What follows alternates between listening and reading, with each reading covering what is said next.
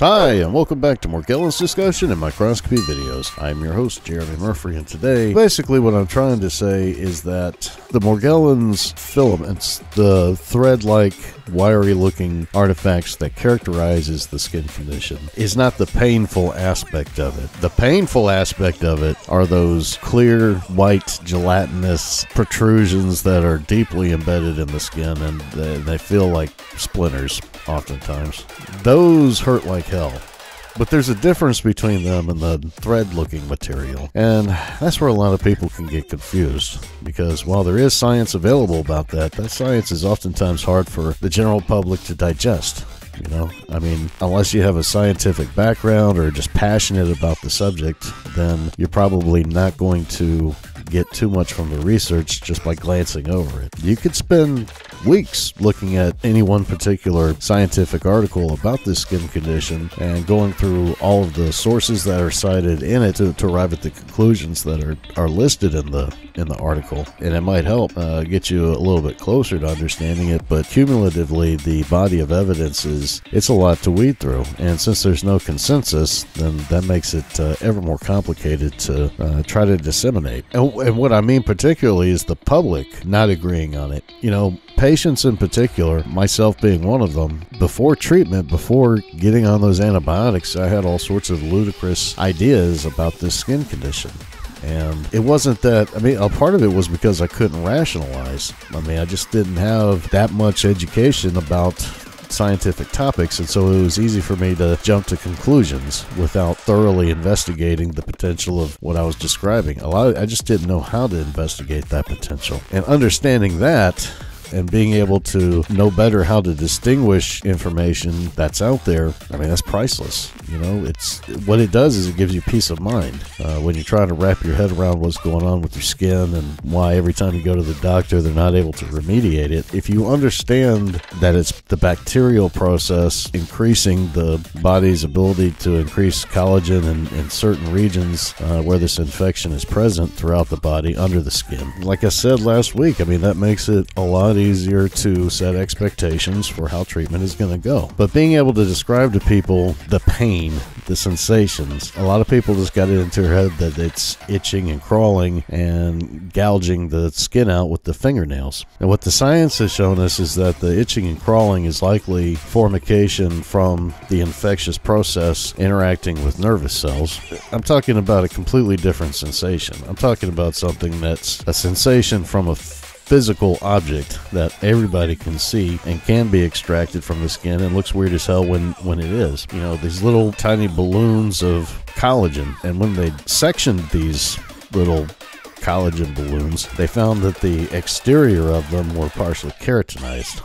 And so they have kind of like a hard outer layer, and then inside it's all squishy collagen. And there may be some white blood cells in there, I don't know. But it's definitely... It occurs in the presence of Lyme disease, and Lyme disease is indicated to be able to increase collagen production in the cells that it inhabits. There are some species of Borrelia, if I understand the research correctly, that increases collagen even more, and it may not be everybody where that occurs, but it does occur, and the science is behind that. But part of that increase in collagen is that sometimes it grows in the wrong direction. And so these things that are growing into this, they're growing into the skin, not out and away from it like hair normally does. And so you'll get a balloon of collagen that fills up inside a hair follicle. And those have been regarded as follicular casts in the research, because it's a cast of the hair follicle made from a balloon of collagen. And underneath the scabs, often on Morgellons patients, when they pull those scabs off, there are spikes. We were talking about someone's grandma in Reddit the other day, described them as thorns in her skin. And I showed the guy, the lady, the study which looked at those white spikes underneath the scabs that were drilling into the skin, deep into the layers. And one of those had a ingrown hair at the tip of it. You could see it was a white spike of that keratinized collagen, and then right at the end of it, there was an ingrown hair. It feels like splinters. I mean, that's the way I can describe it, but it's not, you know, what everybody, when you think of Morgellons and you see the pictures of Morgellons, you see these multicolored fibers, the black, the red, the blue. I don't think those cause sensations. I don't think those cause the pain that I'm talking about. I'm talking about these balloons of collagen. They're white. Often they appear gelatinous. Some patients have described them as cocoons or worms. When I was first getting it, I thought it was worms, but I sent the specimen into a laboratory and they identified the chemical composition for me, and I realized that was comprised of my own tissue, and that jived with the research that associates Morgellons with Lyme disease. So it's important, I feel, for practitioners and the general public to understand that yes, Morgellons is characterized by these multicolored filaments, but I don't think that those filaments cause the pain sensations. I think the pain sensations are caused by those keratin projections growing deep into the skin.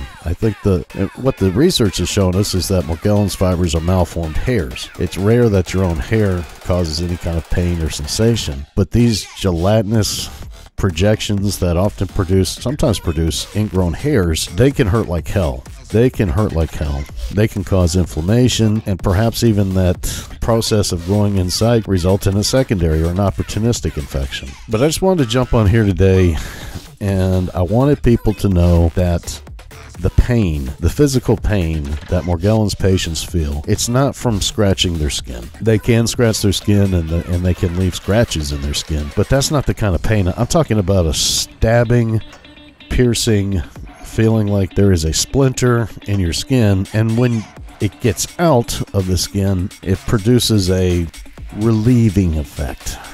And this is demonstrated in the early news reports where people went to see Dr. Wymore and Dr. Casey, and they pulled out that long strand of Morgellons fibers, and at the end of it, there was that plug.